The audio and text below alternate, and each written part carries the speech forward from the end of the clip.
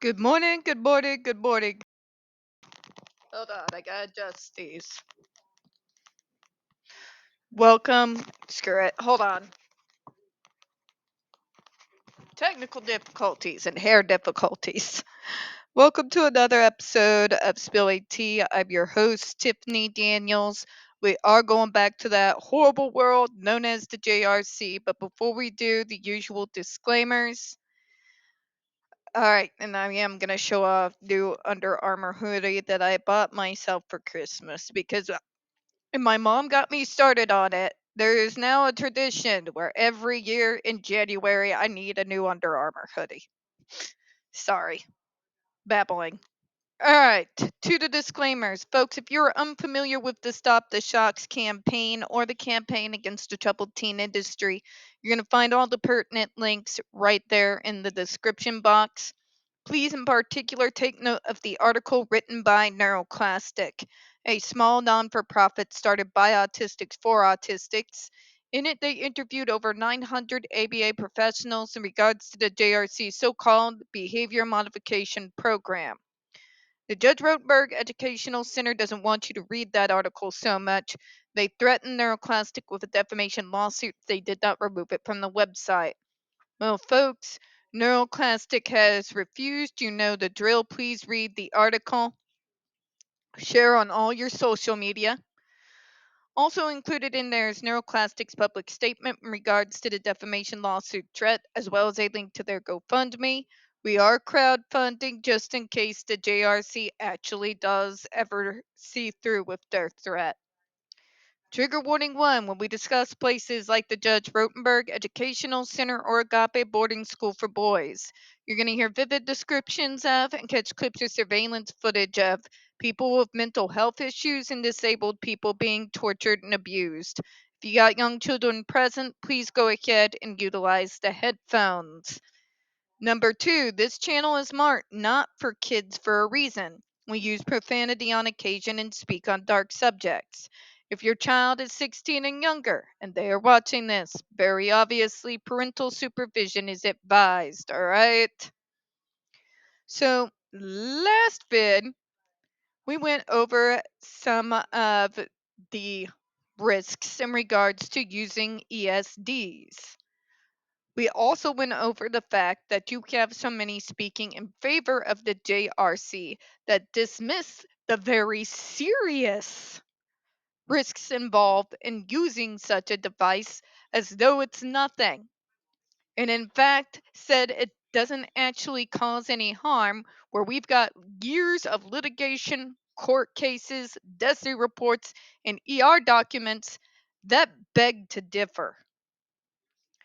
Let's go ahead and jump in now, all right? And we also went over the fact that many of the folks that got stuck in that hellhole ended up with post traumatic stress disorder. But let's go on, shall we? The form adds to the evidence in the proposed rule, among other information, that the shock is intended to function as a painful stimulus. Like, Jesus Christ, we got the memo. We know that you think that punishment is a good strategy in a treatment program, but the rest of planet Earth does not agree with you, Doctor. Glinda. All you other sycophants that drink their Kool-Aid. Alright? It's supposed to be painful. It's supposed to hurt, so they'll stop what they're doing, said every single abusive parent ever. Alright? Let's continue.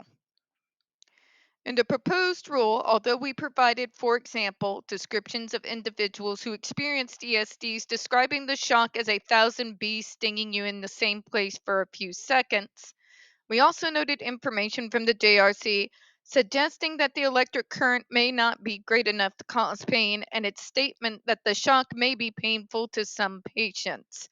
In other words, and this is something that the autistic community has been dealing with for time immemorial, there is this completely and utterly incorrect idea that autistics have higher pain tolerance than neurotypicals. This belief has given justification to places just like the JRC in regards to using these devices to force us into neurotypicality, which is never going to goddamn happen. Right? But I tried it out and it really hurt. Well, you're not autistic. You see, they have more pain tolerance than you. Bullshit. Bullshit. Where that particular myth took off is the fact that many parents noted what they believed was non responses to painful stimuli, coming away with the false idea of, well, that must have not hurt my child. No, Karen, that's not what's going on. Fact of the matter is, we communicate these things in a way that is different from neurotypicals. My pain tolerance isn't higher than yours. Matter of fact, I'm willing to argue that due to my plethora of sensory issues, particularly in dealing with painful stimulus, I would say my capacity to be able to handle pain is probably significantly lower than yours. Okay? A simple shot feels like somebody stabbing me in the arm with a knife, just to give you an idea. What made this particular idea dangerous is these assumptions based off of those parents' observations through neurotypical eyes took off inside the medical model. And the few dinosaurs that are still around from that particular era still hold and continue to perpetuate this idea. It's bullshit. What is one of the things that is pushed most heavily April onward in regards to autism? Communication troubles, right? Our body language doesn't look like yours. Our different reactions to the environment around us is going to be completely and utterly different from yours, to such a capacity that you may not realize that we are indeed reacting to the pain and communicating it in the best way we know how.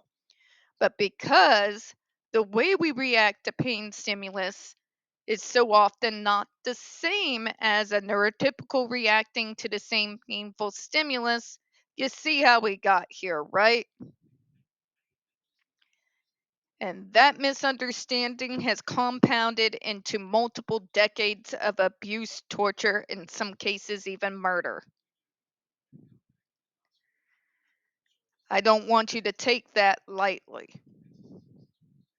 The truth is, in regards to pain, having a high tolerance or low tolerance, and Columbia up here in Columbia, Missouri, did the studies on it.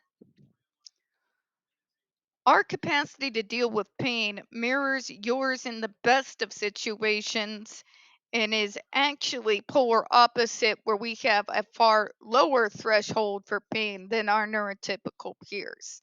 That's the actual science. But places like the JRC and other places that pushes the ABA monstrosity still perpetuate this myth because it's to their benefit to do so. To dupe the public into me saying, well, maybe it hurts like hell to me, but if they've got a higher pain tolerance, maybe it's just like a pinch on the shoulder and they justify it and go about their day. Logical thinking, folks. I know it is becoming an endangered species at this point, so is reasoning and facts for that matter, but I beg you do try. All right.